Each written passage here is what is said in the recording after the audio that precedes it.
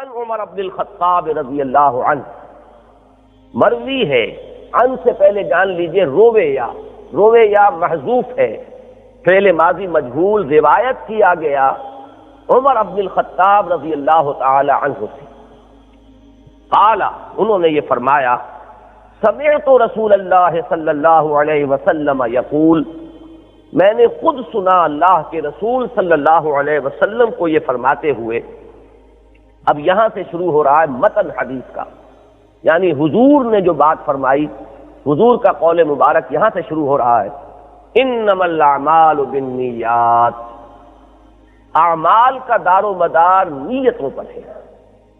یہاں یہ بات سمجھ لیجئے کہ اعمال اگرچہ لفظ بظاہر عام ہے، ہر عمل اس میں آ جاتا ہے، خواہ وہ نیک ہو خواہ بد ہو، لیکن اصل میں یہاں جو مراد ہے وہ نیکیاں ہیں، نیک اعمال۔ ویسے بھی اصل میں عام لفظ جو ہے وہ افعال ہوگا۔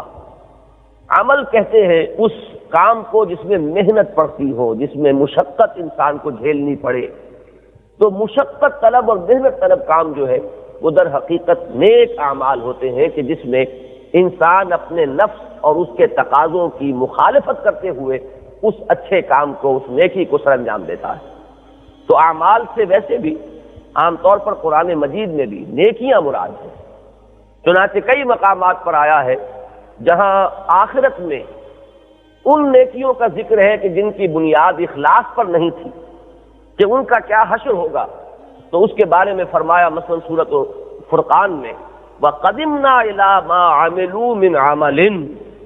فَجَعَلْنَاهُ هَبَاءً مَنْثُورًا، تو ہم متوجہ ہوں گے، آگے بڑھیں گے ان کے ان اعمال کی طرف کہ جو انہوں نے بڑے اہتمام کے ساتھ کیے تھے،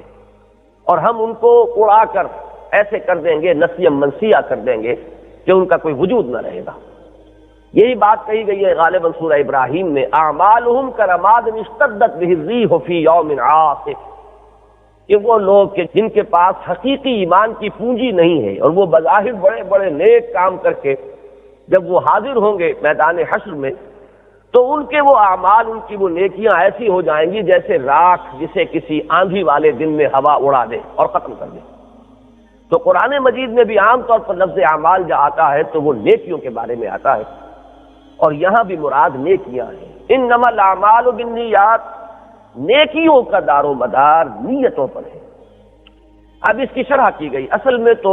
جو قاعدہ کلیہ ہے وہ تو یہ 3 الفاظ میں بیان ہو گیا، انما الاعمال بالنیات، نیکیوں کا دار و مدار نیتوں پر ہے۔ اب اس کی شرح ہے وانما لکل امرئ ما نویٰ، ہر شخص کو وہی کچھ ملے گا جس کی اس نے نیت کی تھی۔ یہ اسی مفہوم کو ادا کیا گیا، اور پھر اب ایک مثال سے اس کی وضاحت کی گئی مزید، فمن كانت ہجرتہ الی اللہ ورسولہ فہجرتہ الی اللہ ورسولہ۔ یہ موضوع ہمارے مطالعہ قرآن حکیم کے منتخب نصاب میں درس نمبر 2 میں تفصیل کے ساتھ زیر بحث آتا ہے کہ ایک تو نیکیوں کی ظاہری صورتیں ہیں، وہ اپنے ظاہر کے اعتبار سے نیک اعمال نظر آتے ہیں، ایک ہے وہ روح کہ جو اس نیکی کے اندر اس عمل میں جاری و ساری ہوتی ہے، وہ اس کا موٹیو کیا ہے، اس کا جذبہ محرکہ کیا ہے، اس کا اصل مقصد کیا ہے، وہ کس غرض سے نیکی کی جا رہی ہے، اور اسی کو ہم کہیں گے مذہبی اصطلاح میں تو یہ کہ اس کی نیت کیا ہے، اور سارا دار و مدار جو ہے اس جذبہ محرکہ پر ہے۔ بظاہر ایک کام بڑا نیکی کا کام ہے، لیکن یہ کہ اس کی پشت پر اصل میں ریاکاری کا جذبہ کار فرما ہے، اپنی شہرت حاصل کرنے کا جذبہ کار فرما ہے،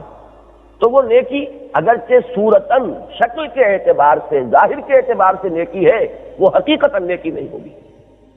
تو یہاں پر وہی بات فرمائی جا رہی ہے کہ نیکیوں کے جو بہت ہی اعلیٰ مدارج اور مراتب ہیں، ایک حدیث میں آیا ہے کہ حضور نے 3 اعمال کو اس درجے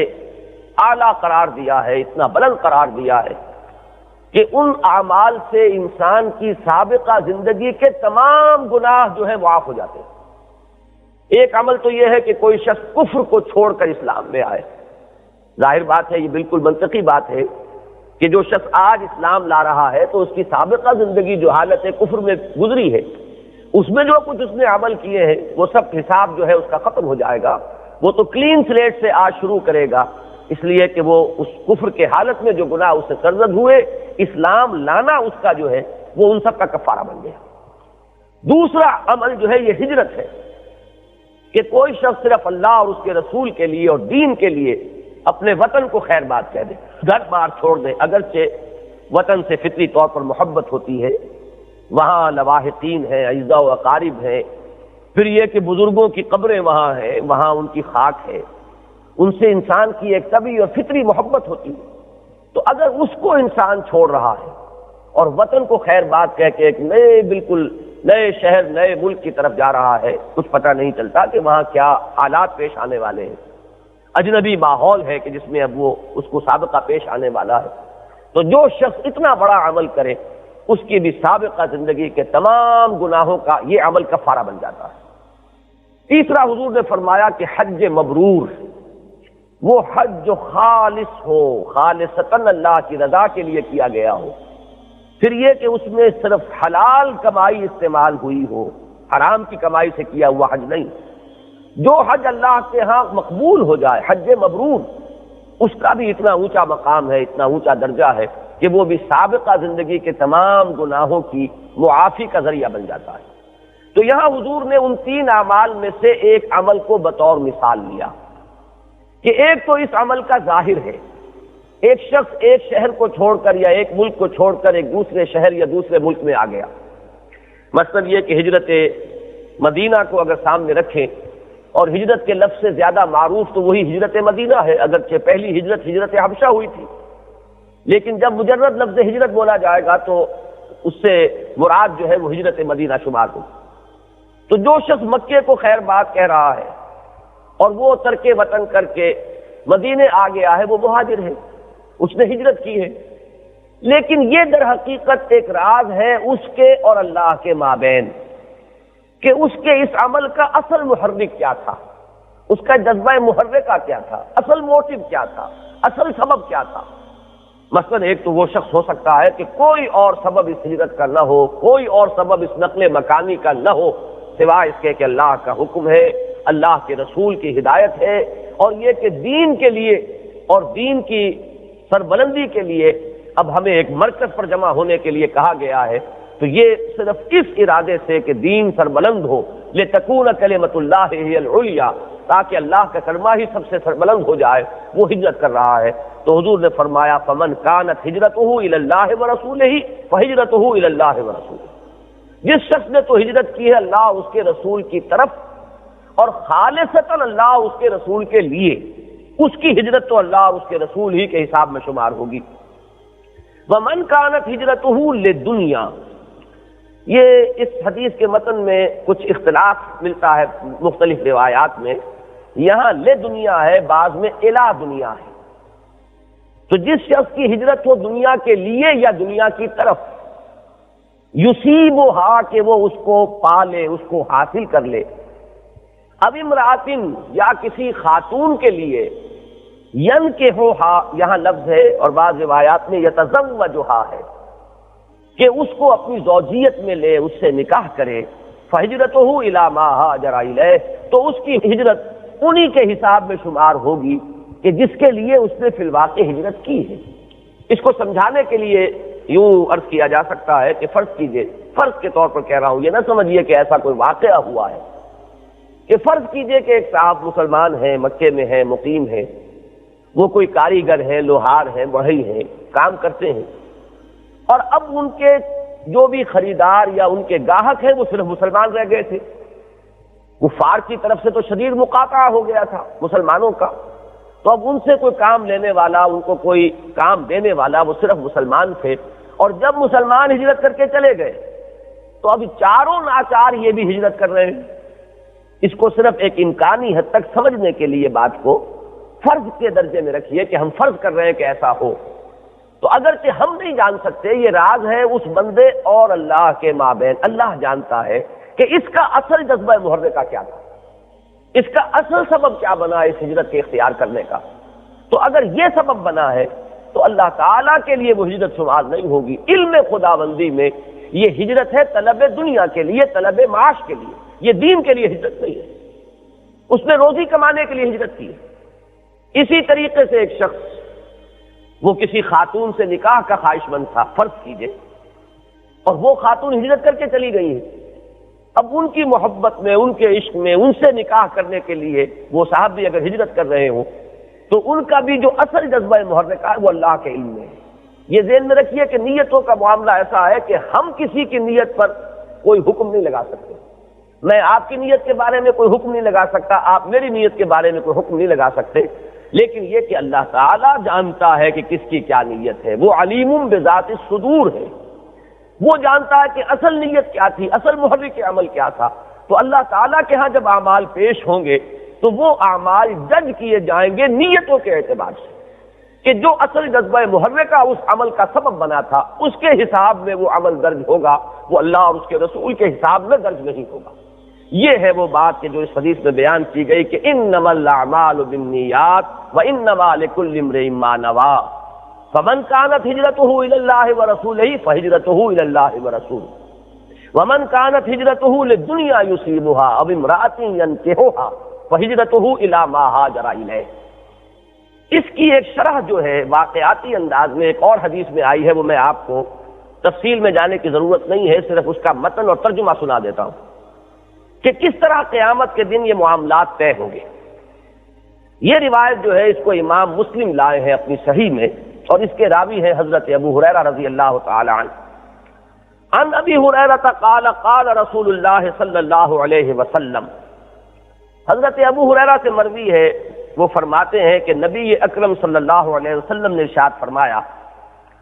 ان اول الناس یقضى علیہ یوم القیامت رجل استشہد فأتي به فعرفه نعمته فعرفها فقال فما عملت فيها۔ پہلا شخص جس کے بارے میں کہ اللہ تعالیٰ کی عدالت میں قیامت کے دن فیصلہ کیا جائے گا، وہ ایک ایسا شخص ہوگا جو دنیا میں اللہ کی راہ میں جنگ کرتا ہوا قتل ہوا اور دنیا میں شہید سمجھا جا رہا تھا، تو اس کو لایا جائے گا، حاضر کیا جائے گا، أتي به مجہول کا صیغہ ہے، اس کو لا کر حاضر کیا جائے گا کٹہرے میں، تو اللہ تعالیٰ جو نعمتیں اللہ نے اسے عطا فرمائی تھی وہ جتلائے گا، گنوائے گا، اور وہ شخص بھی پہچان لے گا کہ ہاں پروردگار تو نے مجھے یہ نعمتیں عطا فرمائی، تو نے مجھے صحت دی، طاقت دی، قوت دی۔